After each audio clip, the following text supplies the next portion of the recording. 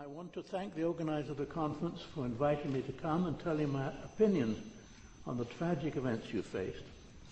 And it's indeed a particular pleasure to come to Japan because I'm a small person and have always been a bit shorter than my friends and families, so it's nice to come to a place where more people are the right height than they are in America.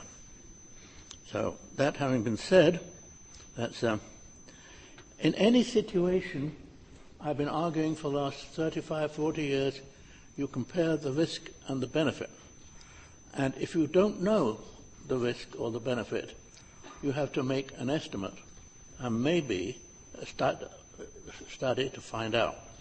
But you can't ignore it just because you don't know. You shouldn't ignore it. The comparison is done all the time, sometimes explicit, sometimes implicit.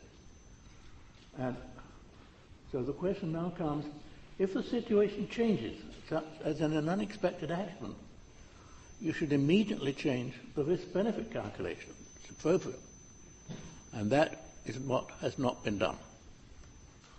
It's true for any technology, whether it's nuclear or anything else. So it's best to have the calculation done in advance so that panic doesn't set in. So what's the effects of radiation on people? And what do we know from the previous instance? And it's said that those who don't understand history are condemned to repeat it. And that's happening. Medical x-rays. It's been known, used for ages. Radium dial painters. Hiroshima and Nagasaki. Wind scale reaction in the UK. 3 Mile Island.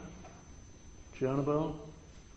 The Tokai incident and the criticality incident in Japan, and the theft of a medical source in Brazil. We'll come back to that. So now, what about the medical x-rays? The advantage of medical x-rays is great. One can see a fracture for the first time, and that was fantastic.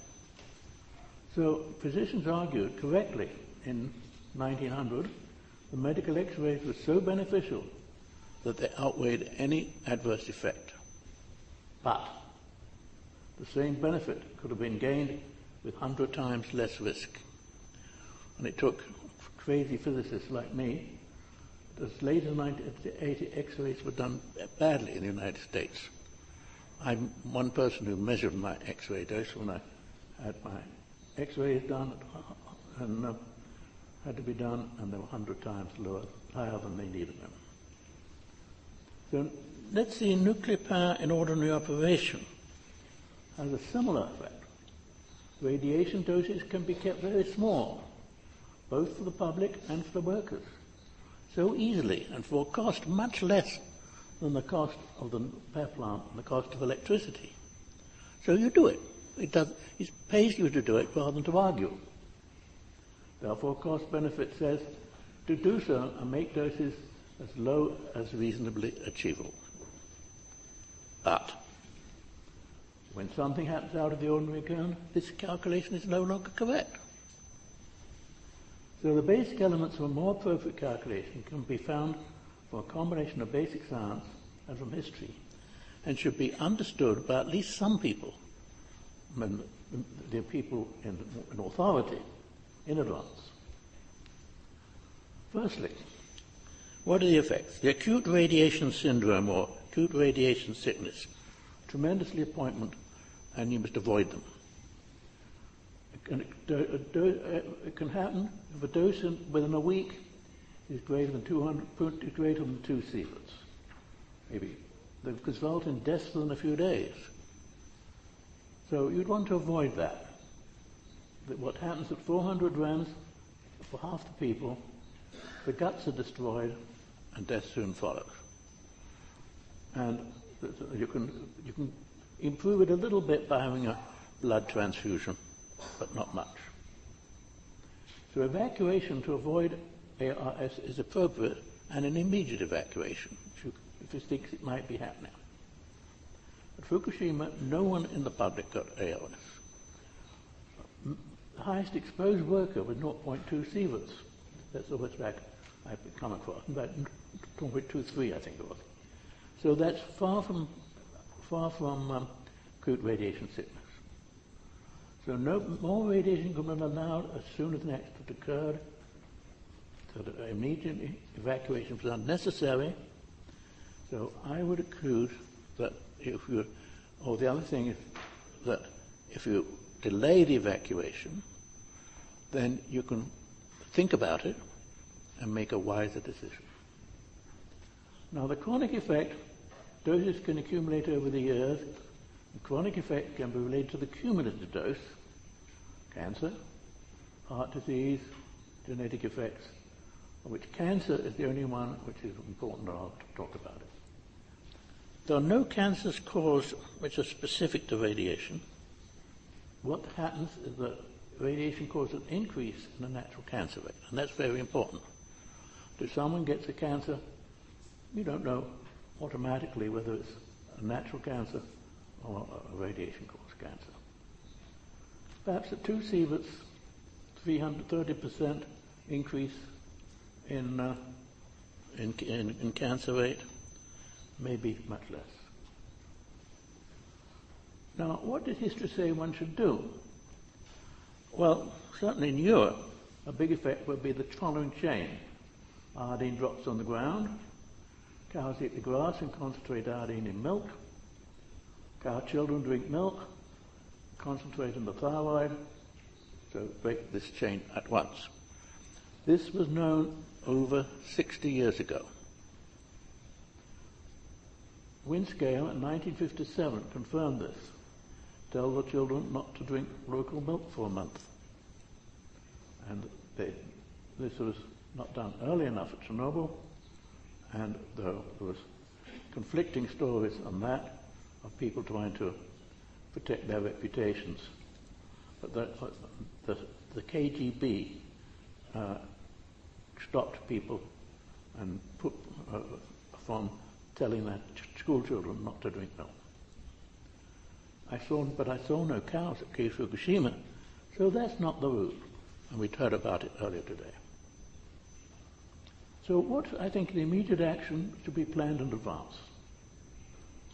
Immediately something is out of the ordinary, allow the radiation exposure standards to rise at once to an earlier level.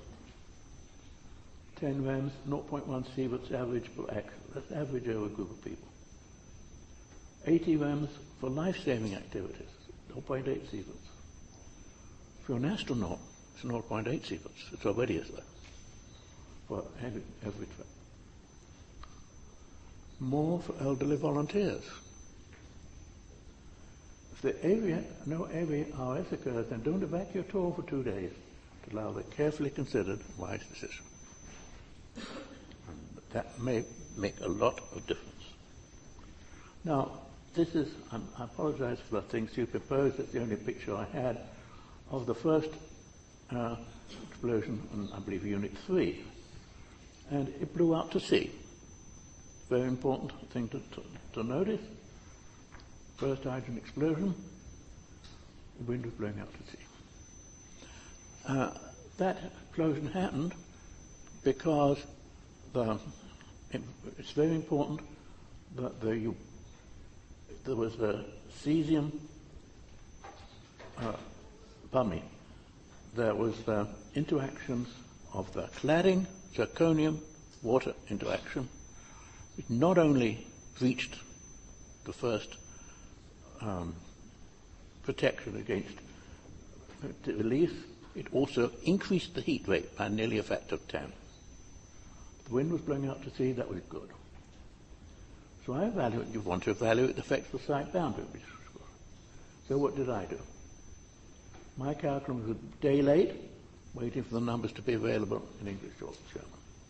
And there's the numbers in German, starting at the bottom, and the releases weren't very much until the first few days, and I was able to say, look, don't worry about very much. But then accident Wednesdays, you see the big releases, this is site boundary doses. And I just calculated, you take the peak and you multiply by the width, and I make the assumption it's all cesium, which is probably not true, noble gases. So this is my first calculation. risk probably by noble gases with little effect dose. Take the peak multiply the week. I found that boundary dose and it was falling. But I'd had 2 CAT scans last year and I had more dose than this. So would I be worried? Well, of course I won't be because I'm 86, and if I had developed cancer and when I'm 800, it'll be the least of my worries. So let me go back to a report I wrote after 3 Mile Island for the governor of Massachusetts, a small committee of 3 of us, unpaid.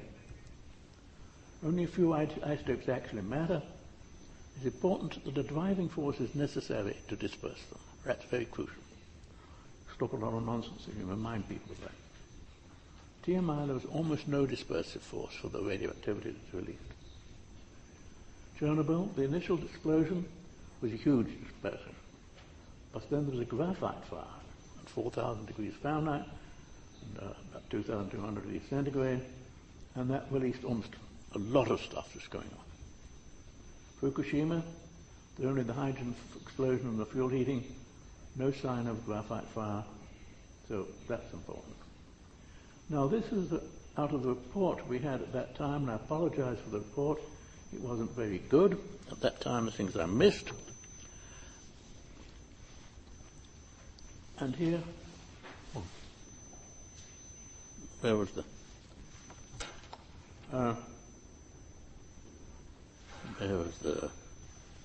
oh yeah. These were the temperature.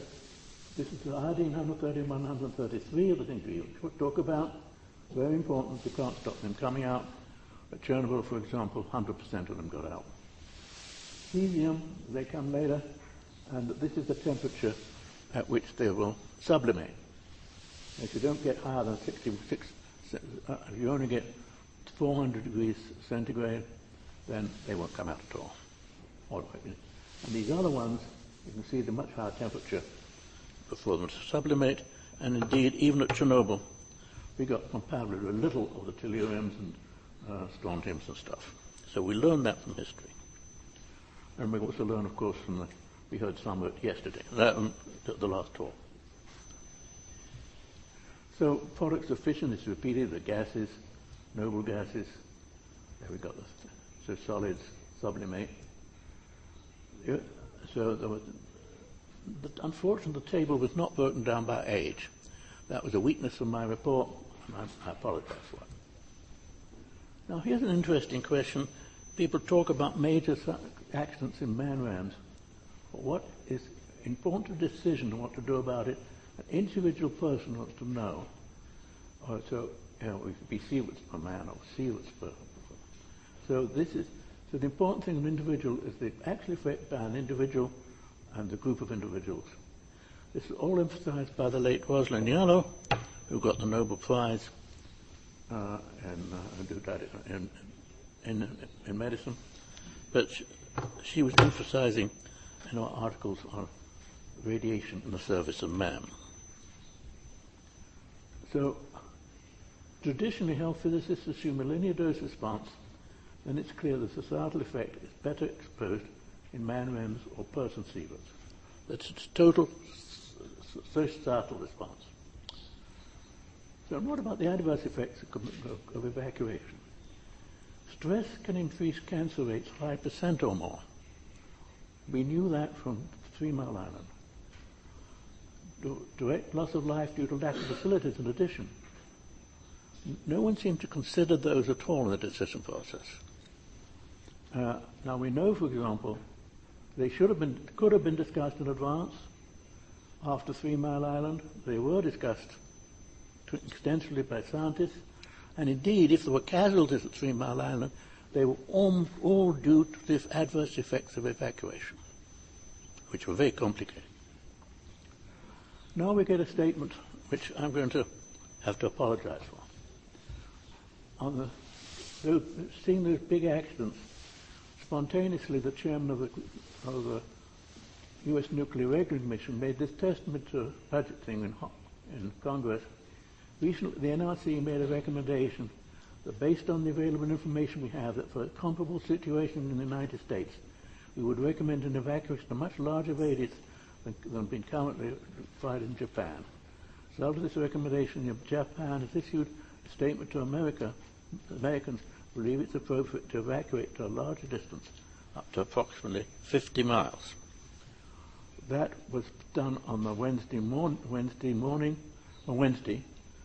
The Department of Energy at the same time was having a meeting, of which I happen to know who was present, and I had a report on the personal report on the meeting, and they said something different, and they were not consulted. And the next day, there was not accompanied by a justification.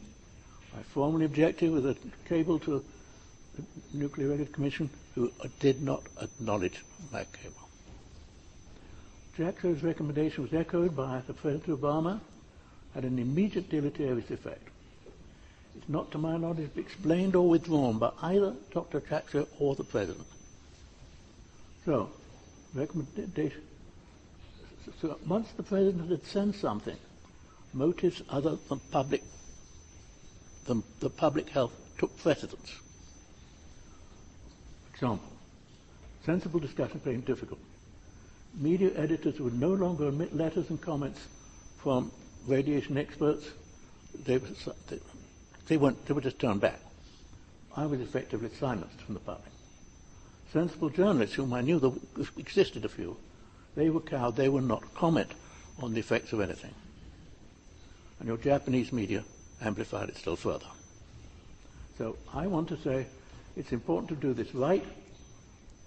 One public trust is lost. It takes much to regain. I'm committed to help you again internationally. I cannot speak for either Dr. Jackson or for Dr. President Obama, but I make a personal apology to all the Japanese people. I regret I was unable to stop those damaging statements. I've requested a formal review by the Nuclear Regulatory Commission, and there's the comment on it. They didn't like my doing that, but it's there in the public record. So what was the effect of radiation on the way to Tokyo? I looked at the things published by MEXT. I noted, of course, I first heard about them from the Department of Energy, who were not publishing, and also by KEK. First slide is from MEXT, from Ibaraki province. And you look at it, the cumulative dose was 40 milligrams, 0.45 sieverts, about 1/10 of the yearly background. Now look at the data on microsieverts per hour. Scientists always plot data so that you can see an effect. But you put it in slightly different units, it looks much less. And that may be a mistake in public presentation. This, of course, was due to KEK. My friends at KEK, I trusted that thing rather better than I ever trusted the other one. I know them. Subsequent studies, which we see those, confirm no one got acute radiation syndrome. Highest exposure is about 30 rand in a worker, not 400 rand. If there are cancers, the probability of causation, that is to say, the probability of causation is the probability of getting an increase in cancer divided by the probability of total probability, including it happening naturally. So it'll be less than 50% in all but a few cases. That's what's important. But it's important for the future understanding that people understand the argument for low-dose linearity, which I happen to believe in. When the dose is low, it shouldn't matter that much. So here is the typical problem. You have a response on the top right-hand side. You see some data, which mostly comes from various places, with a statistical error on it. What you're interested in down on the left-hand side. And you can either say it's linear, or you can say it's called a hockey stick, or you can say it's hormesis, it's good for you. But why do we say it's linear? And here we get a fundamental point. I'll go forward one. Here we are. Firstly, it's a general argument.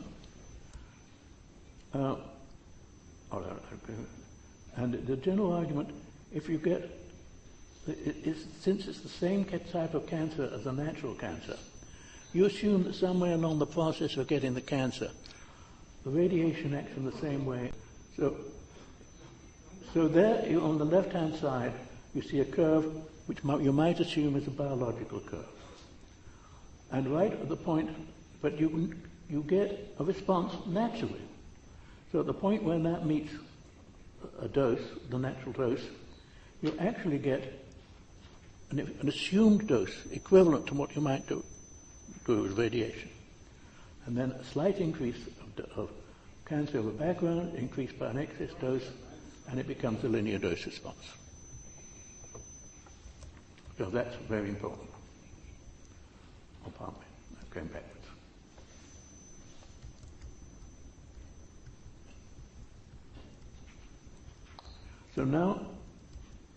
So then, having got that, so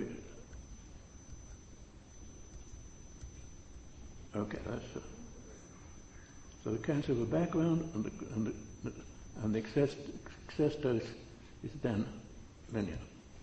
It's important to realize it's general. For example, the probability of dying in a car accident in Harvard Square is roughly proportional to the number of cars. If there are no cars, you won't get a car accident. If you knew which car was going to hit you, you would stop it being made in Detroit, or even by Toshiba. So the fundamental thing, if the medical outcome is not distinguishable from an outcome that occurs naturally, then the argument applies. It's inherent in what the medical people call the multi-stage theory of cancer, which is propounded primarily by Sir Richard Doll, who died a couple of years ago. It also applies to lung effects caused by air pollution, as one of the things Doug Dockery and I have been thinking about for a long time. So this is some data. There was lots of data. This is the biological effects of ionizing radiation from the National Academy of Sciences. This is a report of a few years ago. The chairman of this report was in fact John Monson, who is from the Harvard School of Public Health. Again, it wasn't broken down by age, which is unfortunate. So now we look at that. That, of course, is we found out the big deposition was to the northwest, and what do you do about it? I looked at the numbers produced by MEXT, and the highest I found over here, and I asked myself, let's take high numbers, what do they mean? And that's the integration in red is integration for the next 12 months. That's already about what's happened. I noticed, by the way, that's outside. If we were in a brick building, there would be mostly 1/10 of that, because it does a bit of sheltering, maybe 4 times of a quarter of that if it's an ordinary building. So we must remember that. And if people have taken shelter, indeed, it's very important. Now, so what should the decision maker have done at the time of the accident? And now I'm putting, definitely, I think you should all ask yourself these questions, and I'm giving you my personal answer. Can an order an immediate evacuation? Many kilometers? No. Make it easy for any voluntary evacuation? And I would say yes, because one of the problems with Katrina we heard about earlier today was that people got confused and there was panic in the evacuation, and the evacuation routes got blocked, so they must help people in a voluntary evacuation. Do simple steps to reduce exposure to fallout, including measurement? Yes. Order all-out cleanup for years? I think no. Estimate individual things in voluntary steps? Yes. And that's all described in a paper I've just got out. And here's, compare the accident in Man Ram's thing at the bottom and at the top, those, if you calculate, compared with other disasters. And you must recognize, disaster, bad though that was, natural background every year produces 2,000 times the number of cancers in the world as Fukushima did in a person's lifetime. Thank you. don't know.